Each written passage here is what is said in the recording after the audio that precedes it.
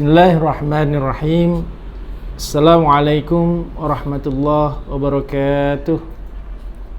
Alhamdulillahil karimir rahman. 'Allamal Qur'an, khalaqal insan, 'allamahul bayan. Subhanaka la 'ilma lana illa ma 'allamtana innaka antal alimul hakim. Alhamdulillah, sahabat Naqai, insyaallah kami akan menyampaikan di dalam buku The Honors of Ramadan di halaman ke 118, perjanjian primordial. A'udzu billahi minasyaitonir rajim.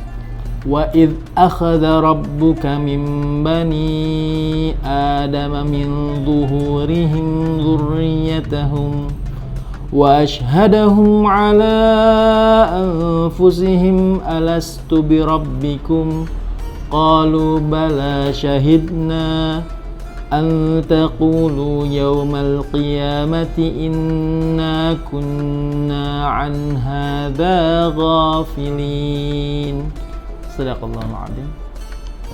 Dan ingatlah ketika Tuhanmu mengeluarkan keturunan anak-anak Adam dari sulbi mereka dan Allah mengambil kesaksian terhadap jiwa mereka. Seraya berfirman, bukankah aku ini Tuhanmu? Mereka menjawab, betul, engkau Tuhan kami. Kami menjadi saksi.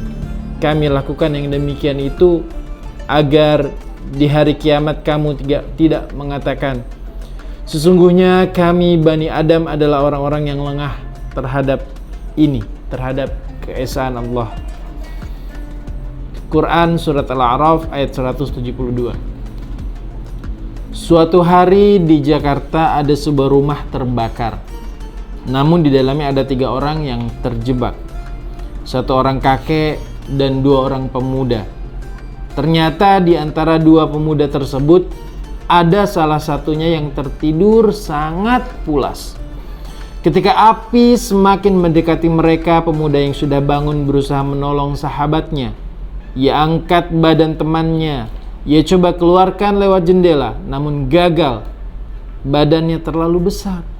Namun ia tidak menyerah. Ia coba lagi melalui pintu, namun api sudah besar menghadang. Sambil mencari solusi, badan temannya masih di atas dirinya. Ketika sudah putus asa, sang kakek berkata, mengapa kamu membawa masalahnya?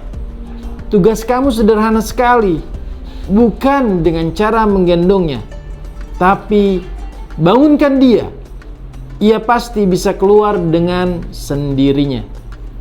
Jawaban dari sang kakek menyadarkannya. Cerita di atas memberikan hikmah kepada kita tentang makna kesadaran diri. Banyak dari kita ingin menolong orang lain dengan cara menggendong masalahnya. Namun justru akhirnya kita menyerah pada satu titik di kemudian hari. Sering jika kita melihat saudara, keluarga, teman sepermainan, dan tetangga yang belum berubah, ada keinginan untuk mengubah mereka. Bahkan tidak segan-segan kita sering ingin mengorbankan diri buat mereka. Langkah ini tidak sepenuhnya salah, juga tidak sepenuhnya benar. Untuk mengatasi masalah tersebut, sebenarnya seperti cerita di atas, kita harus membangunkan dia dari tidur panjangnya. Puasa Ramadan adalah cara terbaik untuk membangunkan manusia lalai dalam tugas dan misinya. Bila kita renungkan, visi terbesar seorang manusia adalah beribadah kepada Allah, seperti dalam Al-Quran disebutkan, وَمَا خَلَقْتُ الْجِنَّ وَالْإِنسَ إِلَّا لِيَعْبُدُونَ. Sungguhnya aku ciptakan jin dan manusia kecuali untuk beribadah kepadaku, kata Allah. Sementara misi dari Allah menciptakan manusia adalah untuk menjadi khalifah. Wa idz qala rabbuka lil malaikah inni ja'ilun fil ardi khalifah. Manusia di atas rata-rata. Seperti Allah gariskan dalam firman-Nya di Al-Baqarah ayat 30. Ingatlah ketika Tuhan berfirman kepada para malaikat, sungguhnya aku hendak menjadikan seorang khalifah di muka bumi. Mereka berkata, mengapa engkau hendak menjadikan khalifah di muka bumi itu orang yang akan membuat kerusakan padanya dan menumpahkan darah? Padahal kami senantiasa bertasbih dengan memuji Engkau dan mensucikan Engkau ya Allah. Kata malaikat. Allah berfirman, sungguhnya aku mengetahui apa yang tidak kamu ketahui. Al-Baqarah ayat 30. Menjadi manusia di atas rata-rata mengingatkan kembali kepada makna dari perjanjian primordial kita kepada Allah. Perjanjian primordial kita kepada Allah. Ternyata sebelum dilahirkan manusia telah mengakui perjanjian primordial dengan Tuhannya. Tepatnya ketika ruh ditiupkan kepada janin manusia, itulah Allah berkata kepada manusia, wahai calon-calon manusia, siapa di antara kalian yang kalau lahir menjadi manusia tidak komplain, tidak banyak alasan, tidak gampang menyerah, tidak putus asa, tidak banyak menyesal? Siapa di antara kalian yang siap menjadi manusia di atas rata-rata? Di antara 200 sampai 400 juta sel manusia itulah salah satu di antaranya mengatakan, qalu bala syahidna. Kami Tuhan siap menjadi saksi. Begitulah drama awal penciptaan kita. Di antara 200 sampai 400 juta sel itulah kita yang memilih, kita yang terpilih menjadi pemenang, menjadi manusia di atas rata-rata. Pada kesempatan Ramadan kali ini ada ruang yang cukup lebar untuk mengasah manusia kembali kepada perjanjian primordialnya dengan Tuhan, yakni Allah Subhanahu wa taala jalla jalaluh. Kalau kita lihat fenomena gejala manusia modern dewasa ini yang sangat menarik, saya melihat banyak sekali manusia-manusia modern yang hidupnya sudah sangat mewah. Mobilnya pun sudah sangat mewah, tapi mentalnya atau jiwanya seperti becak, gampang tersinggung, gampang marah dan sebagainya.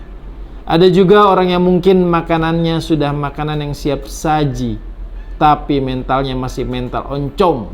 Ada juga perilaku manusia modern yang gaya komunikasinya sudah menggunakan handphone terbaru, handphone yang paling mahal, paling modern, tapi justru mentalnya kayak anak bayi yang baru belajar bicara. Terjadi jurang pemisah antara teknologi yang diciptakan justru dengan manusia yang menciptakan itu. Sehingga apa yang terjadi di kondisi manusia modern seperti sekarang ini, kita lihat orang-orang yang mungkin secara materi mendapatkan semuanya seperti karir yang mapan, kemudian keuangan juga sejahtera harmonis, tapi jiwanya memiliki kecemasan, kesepian, kebosanan, bahkan memiliki perilaku-perilaku yang menyimpang dan sebagainya. Gejala-gejala kehampaan hidup dia miliki.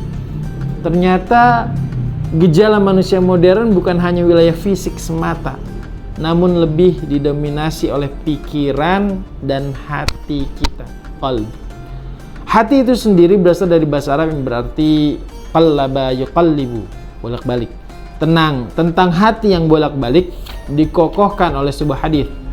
Wahai Tuhan yang membolak-balikan hati, kokohkan hati kami pada agamamu untuk taat padamu.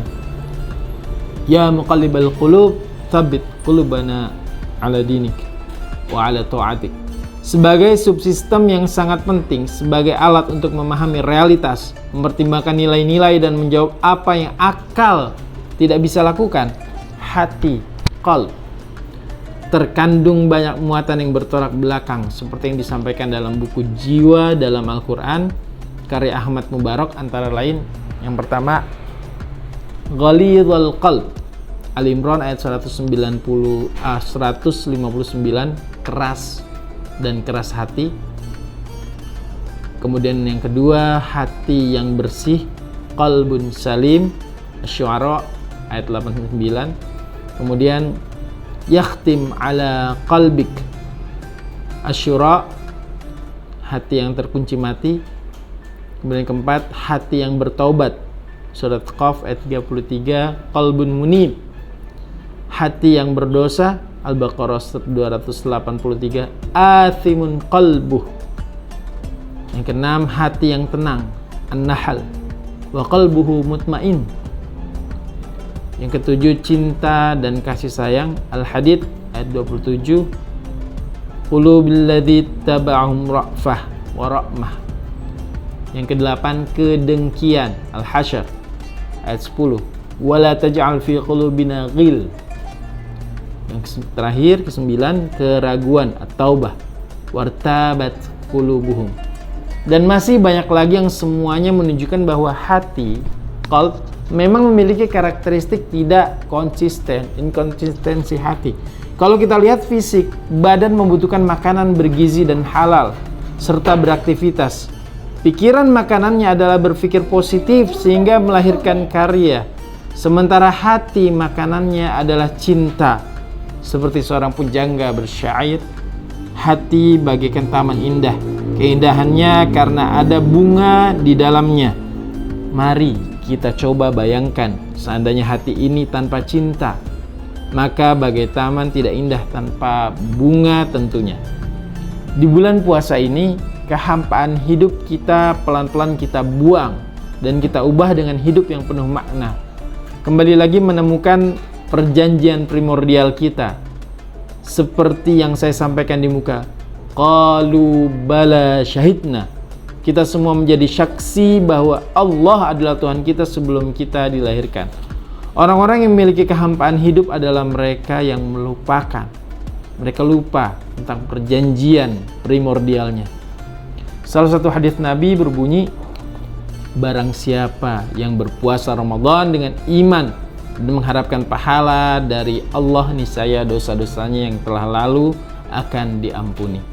Semoga kelupaan kita terhadap perjanjian primordial kita di bulan puasa ini pelan-pelan kita temukan kembali dalam kegiatan Ramadan selama 30 hari penuh ini.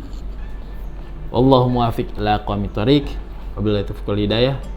Waridho wal inayah. Semoga sahabat-sahabat Naqai yang akan berbuka, kita sama-sama mendoakan diri kita semua agar terhindar dari, agar kita ingat tentang perjanjian primordial ini sehingga lebih menjadi manusia yang di atas rata-rata. Sahabat Naqai, Great Indonesia, barakallahu fikum. Assalamualaikum warahmatullahi wabarakatuh.